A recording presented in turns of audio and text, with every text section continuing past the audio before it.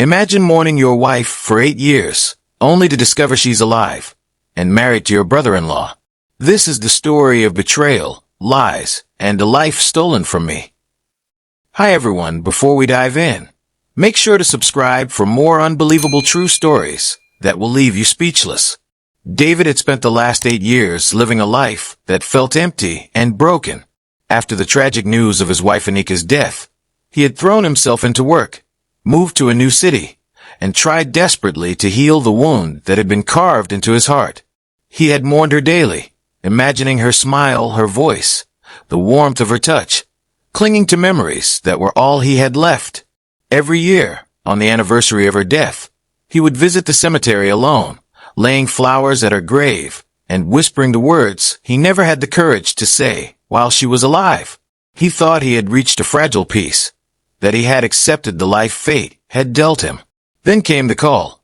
It was short, cryptic, and almost unbelievable. "Anika, she's alive. You need to come." At first, David laughed nervously, thinking it was a cruel joke.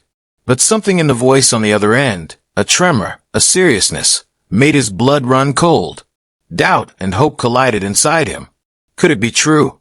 Could the woman he had mourned for 8 years be alive, living a life he had no knowledge of? The flight to Vancouver was long, but David barely noticed. His mind raced with questions. Why was she alive? Why now? And most importantly, why had she disappeared without a trace? When he arrived at the house, it was an impressive structure, the kind of place he could never have imagined Anika living in alone. The walls gleamed with polished wood. Sunlight reflected off the glass windows, and every corner was filled with expensive furnishings. It was a stark contrast to the modest life they had shared together in Mumbai. David's heart pounded as he stepped through the front door. And then he saw her. Anika, or rather Maya, as she now called herself, stood in the living room, older changed. Her hair had streaks of gray that were not there before, and faint wrinkles circled her eyes. But she was still breathtaking. She wore a tailored dress that shimmered subtly in the sunlight, and jewelry that sparkled, announcing her presence. David's voice caught in his throat. "Why?" he managed to whisper. It was the only word that could hold all the anger, confusion, and heartbreak that had built inside him for years. Anika's hands trembled as she pressed them to her face. She closed her eyes and inhaled deeply, as if gathering the courage to speak a truth she had carried for nearly a decade. When she opened her eyes again, tears glimmered on her lashes. "It wasn't planned," she said softly. "Not the way it happened." David's mind spun. What wasn't planned? Your death, or that I would believe it? She swallowed hard, each word a struggle. "David, I had an affair with Victor. It started shortly after our wedding." David felt his stomach twist. You were with my brother-in-law all this time." Anika nodded, her lips quivering. "Not intentionally at first. It had happened slowly. We were lonely, both in our own ways. And then everything spiraled out of control." The weight of her confession hit David like a physical blow. 8 years of grief, suffering, and lost opportunities had been built on lies, deception, and betrayal. "You faked your death," he whispered, voice barely audible, "while living in luxury, while I was living in hell." Anika flinched, but did not deny it. She sank onto a chair, burying her face in her hands. "It wasn't supposed to be like this. When I went to India after my mother died, I was confused. I loved you, but I loved him too. And then, I became pregnant." David's knees felt weak. His mind couldn't process the enormity of what she was saying. 8 years gone. Every single day of grief, every tear, every therapy session, all of it had been a lie. And just like that, the reunion that should have been joyous, cathartic, or even simple closure, became the opening chapter of a nightmare far more complicated than David had ever imagined. David could hardly breathe as Maya, once Anika, began to speak. Her voice was low, hesitant, but filled with a raw honesty that cut through years of grief and anger. "It wasn't supposed to happen," she said, her eyes welling with tears. "Victor, he understood me in ways you never could. He knew my language, my culture, my dreams. We connected, and I didn't know how to stop it." David's mind reeled. He felt every nerve in his body tighten, as if the world itself had collapsed around him. So while I was grieving, while I was building a life that barely felt real, you were with him? Maya nodded slowly, her hands trembling. It started slowly. He came to visit my family, and we spent time together talking about everything. India, our childhood, our families. You were always at work or away. We both felt lonely. One night, it just happened. And then I got pregnant. David staggered back, the word pregnant echoing in his mind like a death knell. The implications were overwhelming. For years, he had mourned a woman he thought he had loved, and now it turned out she had loved another man all along. You mean to tell me, he said, voice shaking, that my entire life for the past 8 years has been a lie? Maya covered her face, tears spilling over. I didn't know what to do. I loved you, David. I really did. But I couldn't go back to you pregnant with this child. I felt trapped, scared, desperate. Her confession grew heavier, more painful. Victor had an idea. There was a woman, homeless, who had died in an accident. No one knew who she was. He arranged for her to be identified as me. That's how the world believed I was dead. It was supposed to be temporary, just until things settled, but it spiraled, and then it became impossible to undo. David's head spun. His wife, or the woman he thought was his wife, had faked her own death with the help of his brother-in-law. Every funeral, every moment of grief, every therapy session had been manipulated. The enormity of the deception pressed down on him like a physical weight. And the money, the life insurance? He asked quietly, though the question tasted bitter on his tongue. Maya hesitated, then whispered, Victor took out a policy on my life. It was just for security, he said. I signed the papers without really understanding. David felt his chest tighten. How much? $2 million, she admitted, barely audible. The luxurious house, the sparkling jewelry, the expensive lifestyle, it all made sense now. Not love, not passion, not necessity, but greed. His life, stolen and mourned, replaced by a calculable baited scheme for profit. We came to Canada, Maya continued, her voice trembling. Victor arranged new identities for us. I became Maya Sharma. He became Richard. We built a new life here. I lost the baby in the 4th month. It was very hard. David's mind refused to process the details fast enough. Every layer of deceit, every cruel manipulation, painted a picture more vivid and horrifying than any nightmare he could have imagined. So for 8 years, David said, voice barely more than a whisper, I've mourned someone who never existed. The Anika I loved never existed. Maya's tears fell freely now. I thought about you every day. I followed your life online, watched your career, your success. I never wanted to hurt you, but I was trapped. David could hardly hold himself together. He felt rage, heartbreak, and disbelief all at once. The person who had haunted his dreams for 8 years was here alive, but the love he had held onto had been nothing more than an illusion.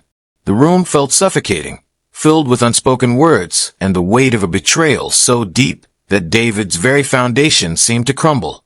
8 years of grief, and all of it had been carefully orchestrated by the two people he once trusted most. As Maya looked up at him, pleading for understanding, David realized that the confrontation had only just begun.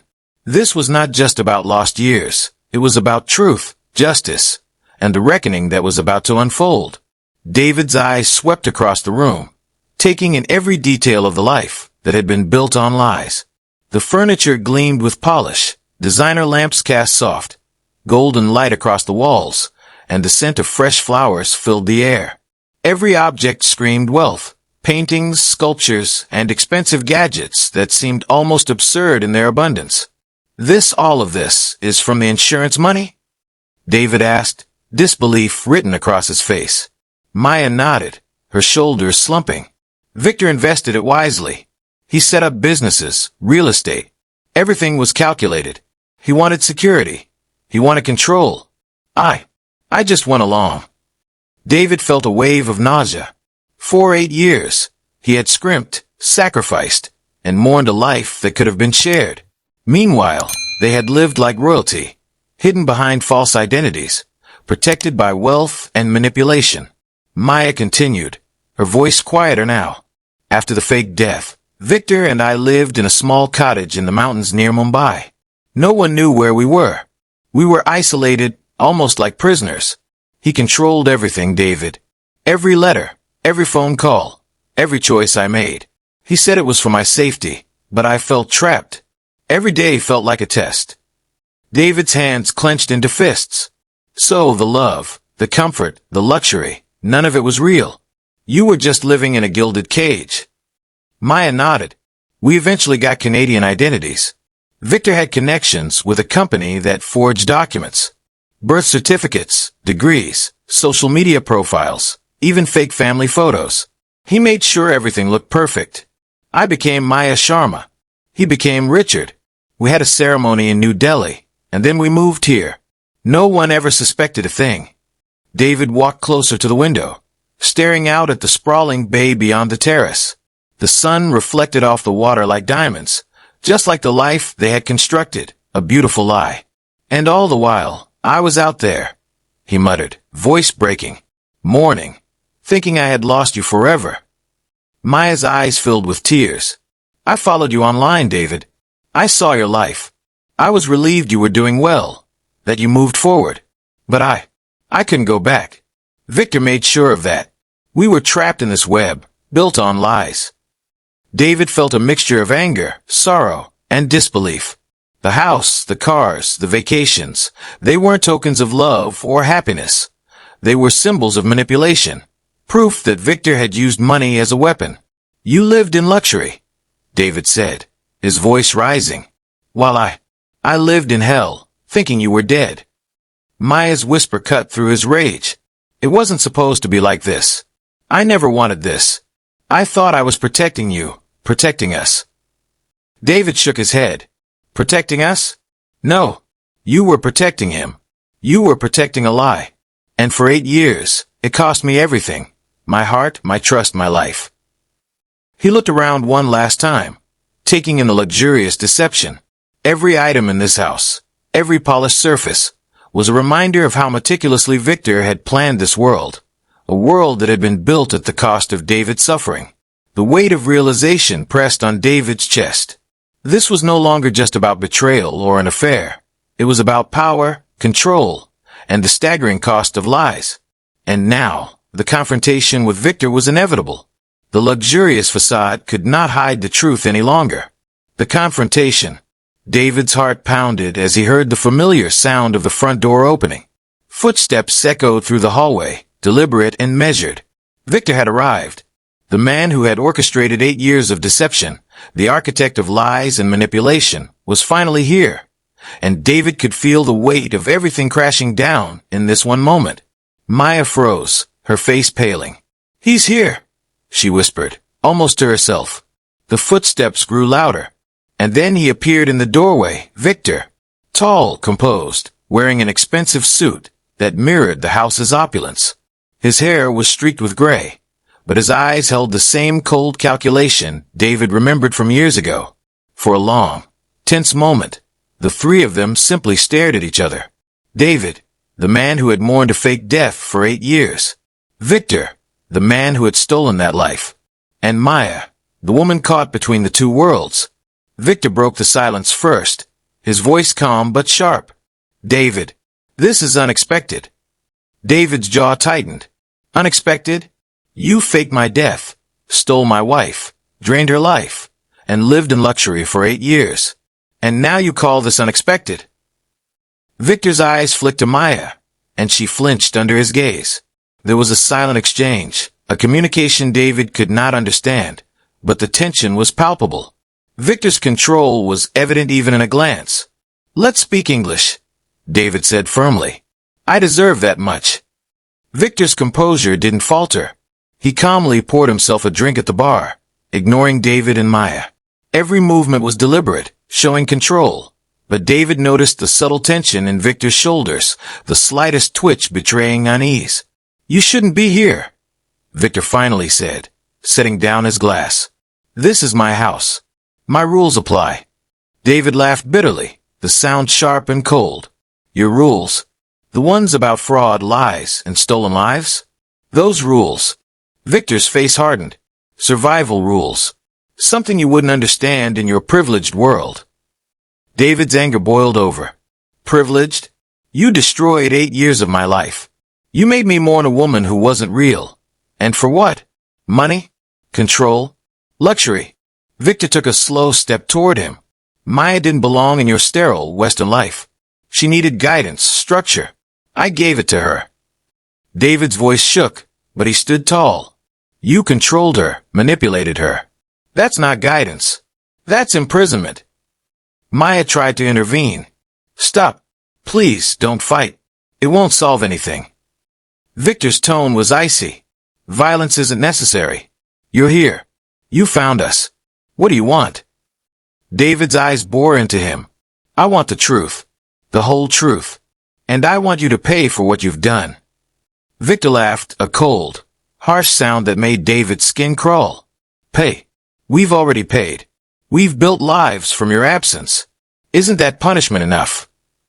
David's hands clenched into fists. Not for me. You live in $1 million house, drive expensive cars, and I've spent 8 years in hell. Victor opened a drawer and pulled out a laptop, his movements smooth and deliberate. Would you like to see what we spent? We monitored you, David. Private investigators, therapy costs. We made sure you were taken care of. David's eyes widened as he saw the evidence. Surveillance reports, photos, bills, all meticulously tracked. You watched me all these years. Maya whispered softly, almost apologetically. We just wanted to know you were okay. David's voice cracked with disbelief. The least you could have done was tell me the truth.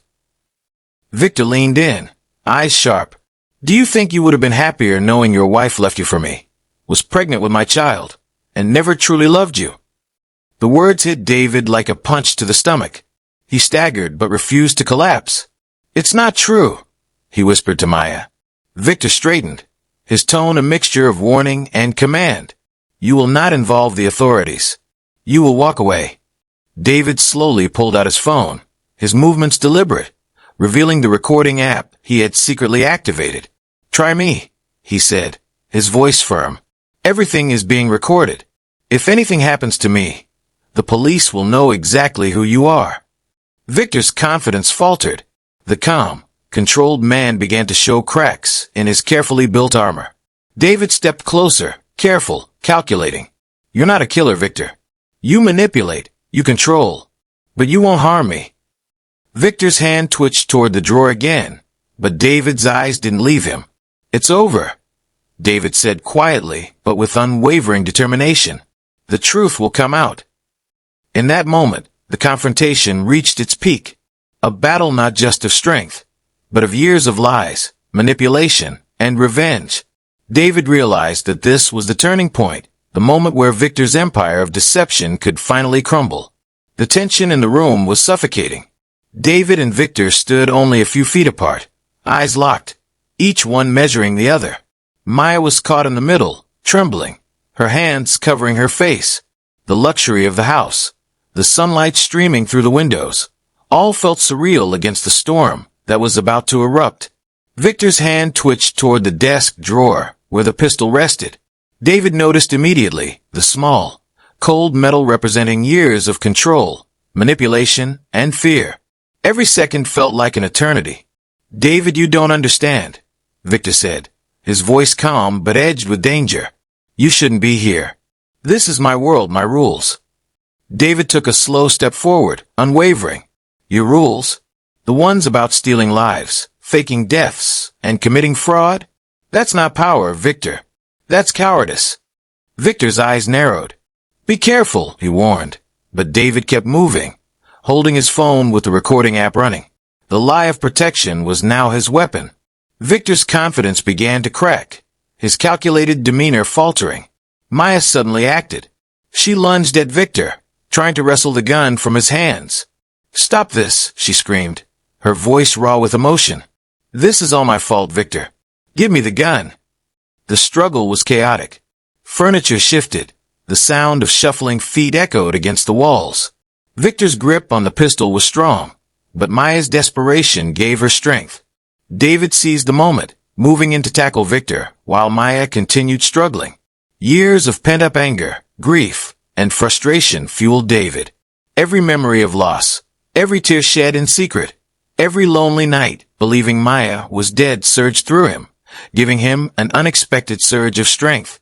Victor stumbled, off balance from the combined effort of David and Maya. The gun slipped from his grasp and skidded across the floor, landing just out of reach. David and Victor grappled on the carpet, muscles straining, the air thick with tension and adrenaline.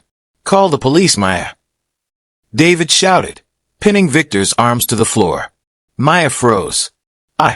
I can't," she whispered, tears streaming down her face. "I can't undo this. I'm too deep in it."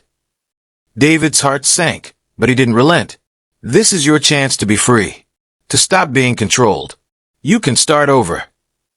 Victor, laughing bitterly from the floor, tried to regain control. "She'll never choose you, David. She's mine now, shaped by me. She's not the woman you knew." David looked at Maya. In her eyes, he saw the conflict of 8 years of lies, guilt, and manipulation. She was a shadow of the woman he once loved, molded by Victor's control, but not entirely lost. With a final push, David forced Victor's shoulders down. Victor struggled violently, but the strength born of years of grief and heartbreak proved too much. The gun was finally out of reach, and Victor's power in the room began to crumble. Maya, finally acting on her own will, took a decisive step. She reached for the gun, carefully but firmly, and pulled it away from Victor. "Enough," she cried, her voice breaking. "I won't be a part of this anymore. No more lies, no more control." Victor's expression flickered, shock, anger, and disbelief all at once. For the first time, his empire of manipulation felt fragile. He realized that without fear controlling Maya and David, his leverage was gone. David, still keeping Victor pinned, took a step back and said firmly, "It's over, Victor. The truth is out, and you can't stop it anymore. The game is finished."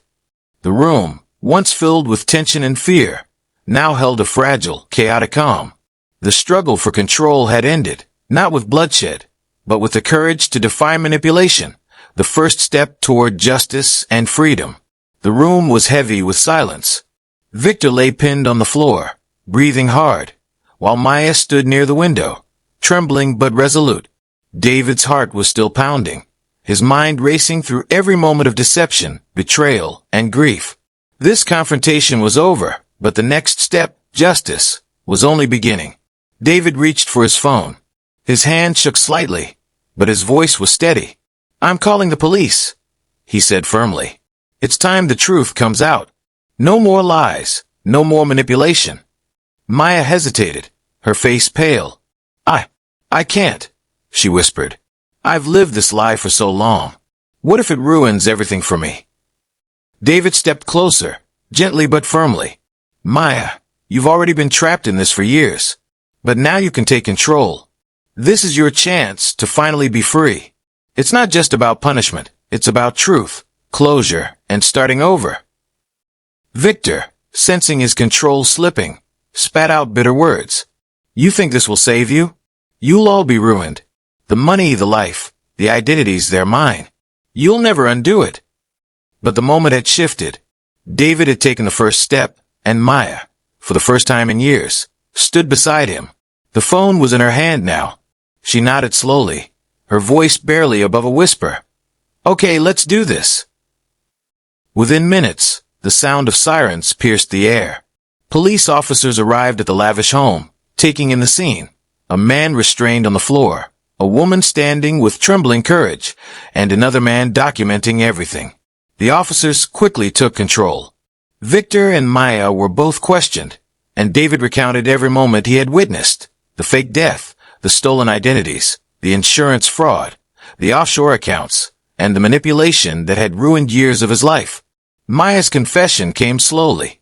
She admitted to living under a false identity, to the complicity in the insurance fraud, and to the 8 years of deception.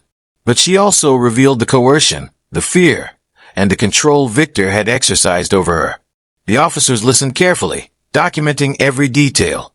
For David, every revelation was a bitter victory. He had finally uncovered the full scope of the lies that had stolen his life. 8 years of grief, therapy, and mourning, all based on a carefully constructed deception. And yet, there was relief in knowing the truth. Weeks later, the legal process moved forward. Victor was charged with insurance fraud, identity theft, and money laundering. Maya faced charges as well, but the court recognized her mitigating circumstances, coercion, manipulation, and the years of psychological control Victor had exerted. Victor was sentenced to a lengthy prison term, enough to reflect the severity of his crimes. Maya received a shorter sentence, with the possibility of early release, recognizing that she had been both a perpetrator and a victim. David, now back in his home country, sat in his therapist's office, recounting the ordeal for the final time. "How do you feel now?" Dr. Chen asked. David paused, reflecting on the journey that had begun 8 years earlier with loss and betrayal. "Empty," he said finally. "But it's a different kind of emptiness. It's not the emptiness of grief, but of clearing out the lies, of finally having a clean slate. I can start over, for real this time." He realized that while the woman he had loved was gone, consumed by the lies and manipulation, he had reclaimed his life. The truth had been revealed, justice had been served, and the chains of deception were broken. David's story became a testament to the power of courage, persistence, and the pursuit of truth, even when the cost is immense. From the ashes of betrayal and loss, he found a path forward, a chance to rebuild a life grounded in honesty and freedom.